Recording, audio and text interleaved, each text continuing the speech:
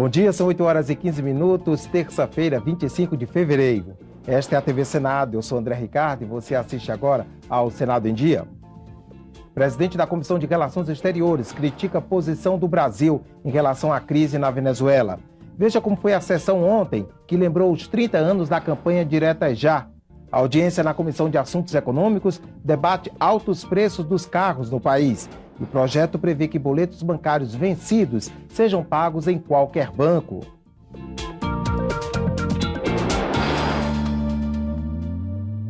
O presidente da Comissão de Relações Exteriores, senador Ricardo Ferraço, comentou ontem a posição do Brasil em relação aos protestos ocorridos na Venezuela, reprimidos com violência pelo governo local. Segundo ele, o governo brasileiro deveria ter mostrado uma reação mais crítica contra os acontecimentos. Eu acho que a posição do Brasil foi uma posição muito tímida, muito conservadora. Às vezes fica uma impressão de que as posições elas são adotadas em razão da identidade política. Se tem mais ou menos identidade política, isso gera uma posição mais e menos ativa. Eu acho que no caso da Venezuela, nós precisamos, antes de tudo, fazer uma aliança com o povo venezuelano. Nós precisamos nos valer da nossa liderança para que a Venezuela possa resgatar, sobretudo, o seu espírito de paz. Uma sessão especial lembrou ontem os 30 anos do primeiro grande comício da campanha Direta Já.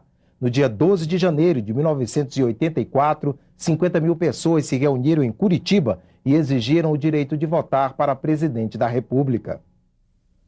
Plenário cheio para comemorar um momento histórico. A campanha Diretas Já começou em 1983, mas ganhou força após o comício de Curitiba. Reportagens da época foram exibidas. Poucos meses após o ato político em Curitiba, milhões de pessoas se reuniram em manifestações em São Paulo e no Rio de Janeiro. A emenda constitucional que restabelecia o voto direto não foi aprovada naquele ano, mas os reflexos da pressão popular foram sentidos logo em seguida, com a convocação da Assembleia Nacional Constituinte. A campanha das diretas não foi suficiente para motivar o Congresso a aprovar a emenda constitucional Dante de Oliveira, mas foi essencial para que a Constituinte fosse convocada e para que Tancredo vencesse antes no colégio eleitoral e depois se convocasse a Constituinte para mudar o Brasil de fato. A Constituinte ainda recolheu os ecos dessa luta popular e que ainda não se perdeu e não há de se perder nunca. Logo mais às 11 horas, o Congresso faz sessão solene para comemorar os 20 anos do lançamento do Plano Real. A sessão será transmitida ao vivo aqui pela TV Senado.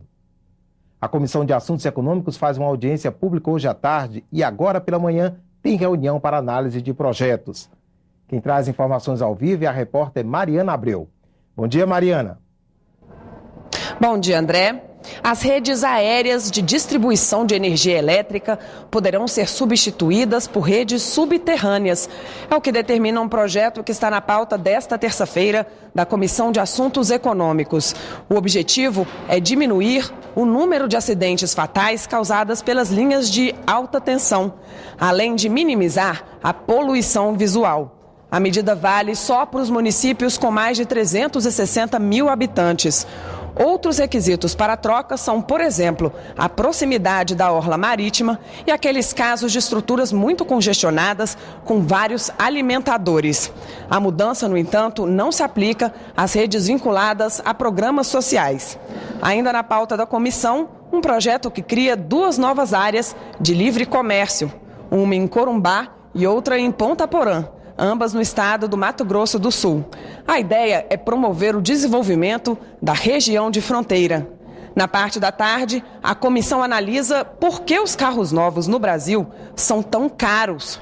Um estudo da agência Autoinforme mostra que só nos últimos 10 anos o preço médio do veículo aumentou 39%. Entre os motivos estão a alta carga tributária e a margem de lucro dos montadores. O representante dos montadores, aliás, não participou da primeira audiência pública realizada sobre o tema em dezembro de 2012. É por isso que a senadora Ana Amélia, autora do requerimento, realiza nova audiência, desta vez para ouvir o lado das montadoras. André? Obrigado, Mariana. E a Comissão de Educação está prevista para as 10 horas. Na pauta, um projeto que pretende beneficiar os usuários de telefonia móvel. O projeto é resultado da sugestão de uma estudante que participou do programa Parlamento Jovem Brasileiro, realizado pela Câmara dos Deputados em 2004. O projeto já passou pela Câmara, foi aprovado pela Comissão de Assuntos Sociais aqui do Senado e, se for aprovado pela Comissão de Educação, segue direto para a sanção presidencial. Também está na pauta da Comissão de Educação o projeto que cria residência pedagógica para os professores do ensino básico. A proposta determina que os professores habilitados para a docência no ensino básico e nos primeiros anos do ensino fundamental terão direito à residência pedagógica como etapa posterior de formação, com um mínimo de 800 horas de duração e bolsa de estudo. 3 reuniões estão previstas para a tarde. A Comissão Mista de Orçamento se reúne a partir das 2h30 para analisar requerimentos, entre eles o que pede a convocação do ministro das Cidades, Aguinaldo Ribeiro, para falar sobre os critérios utilizados para a realização de empenhos referentes a emendas parlamentares. Na pauta estão também as prestações de contas da Presidência da República relativas aos anos de 2009 e 2011. Também estão previstas outras 2 reuniões de comissões mistas. Às 14h, haverá uma audiência pública da Comissão da Medida Provisória 627, de 2013, que muda regras tributárias. E às 2h30, a Comissão da Medida Provisória 630, de 2013, se reúne para definir os trabalhos do colegiado. A MP cria o regime diferenciado de contratações públicas.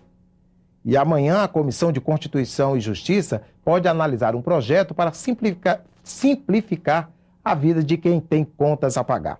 Pelo texto, boletos bancários vencidos seriam pagos em qualquer banco. Hoje, os boletos bancários que não foram pagos até o vencimento só podem ser quitados no banco que emitiu o documento.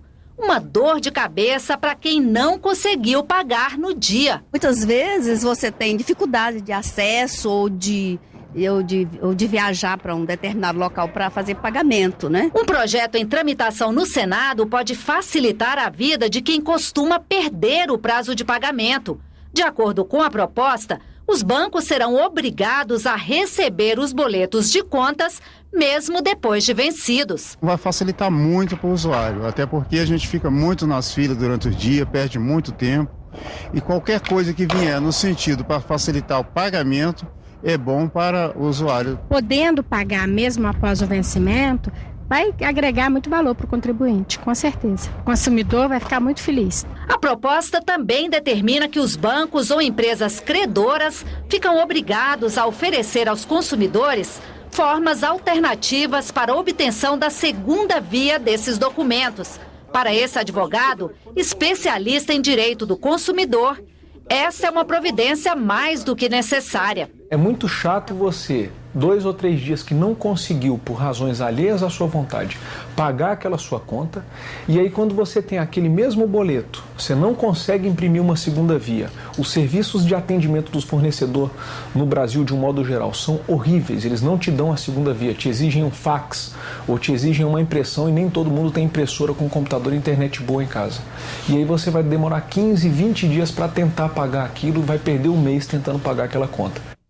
Ficamos por aqui. No decorrer do dia, você acompanha outras informações nos boletins do Senado agora. Enquanto isso, continue assistindo a nossa programação.